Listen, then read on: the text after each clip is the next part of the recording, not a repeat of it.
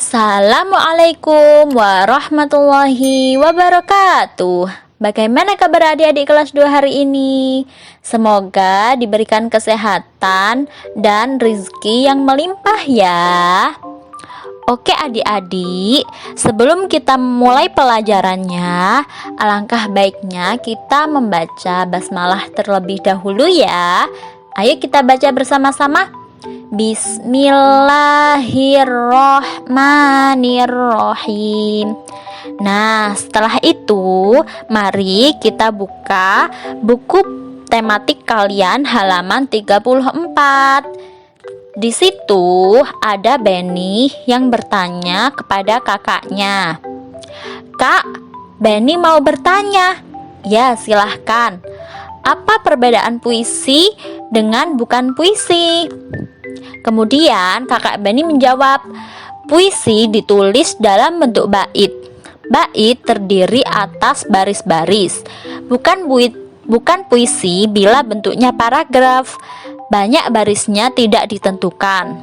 Pilihan kata dalam puisi kias, padat, dan indah." Nah, dari percakapan Benny dan kakaknya itu, apakah kalian bisa memahami tentang puisi tersebut ya? Untuk bisa lebih memahami tentang puisi, coba perhatikan penjelasan berikut ini. Jangan lupa siapkan buku tulis tematik kalian agar bisa mencatat penjelasan dari Bu Ulia ya.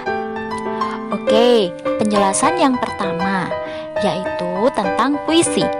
Puisi adalah sebuah karya sastra Indonesia yang kata-katanya indah, padat, dan kias. Yang kedua, ciri-ciri puisi yaitu menggunakan bahasa yang indah, kias, dan padat. Ciri yang kedua yaitu ditulis dalam bait-bait. Dan ciri yang ketiga, satu bait terdiri dari 4 baris. Oke, sekarang penjelasan yang ketiga. Cara membaca puisi berbeda ya dengan membaca kalimat biasa. Nah, agar mudah membaca puisi, maka ada 3 hal yang perlu diperhatikan saat membaca puisi, yaitu yang pertama adalah artikulasi, yang kedua intonasi, dan yang ketiga ekspresi. Nah, apa sih artinya semua itu Bu Ulia? Saya kok tidak tahu ya. Nah, setelah ini akan Bu Ulia jelaskan artinya masing-masing dari ketiga kata tadi. Oke. Yang pertama yaitu artikulasi. Artikulasi itu adalah saat membaca puisi, setiap kata harus diucapkan dengan jelas dan tidak terburu-buru. Jadi cara membacanya santai saja, nggak usah terburu-buru.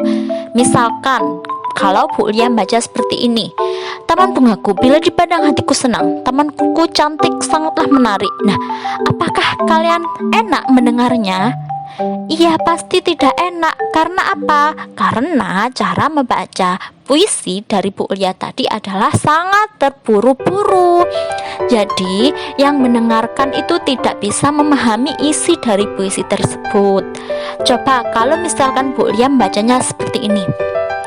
"Taman bungaku, bila dipandang hati pun senang." Nah, kalian bisa memahami isi puisi ketika kita membacanya dengan santai dan kata-katanya jelas serta tidak terburu-buru.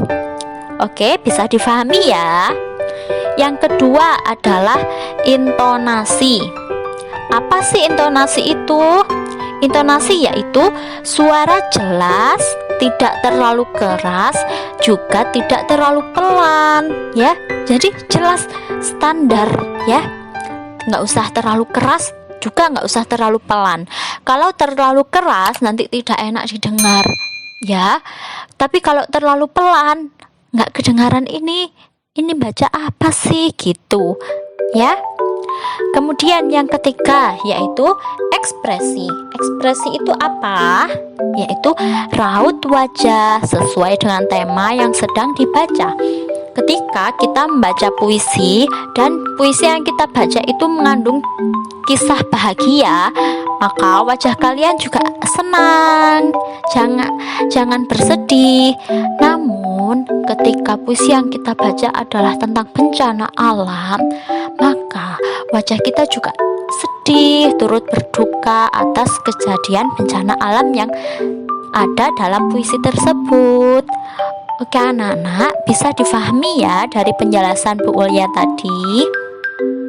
Nah, sekarang silahkan kalian buka halaman 40. Bu Ulia akan membacakan puisi yang berjudul Taman Bungaku. Diperhatikan baik-baik ya. Taman Bungaku.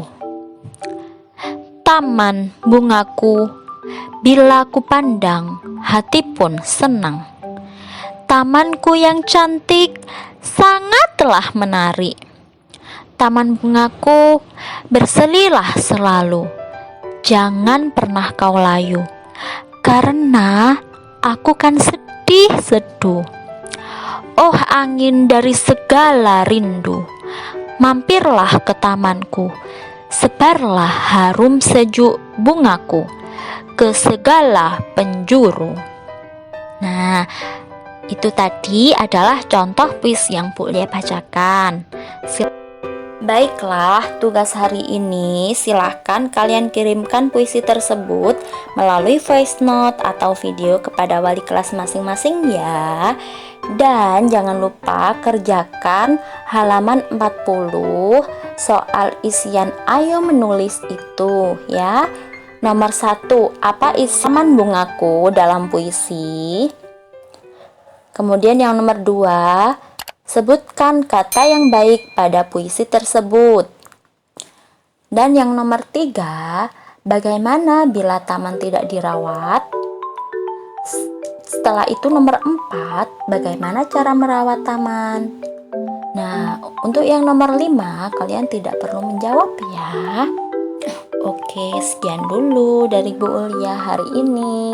Sampai jumpa di video pembelajaran selanjutnya. Wassalamualaikum warahmatullahi wabarakatuh.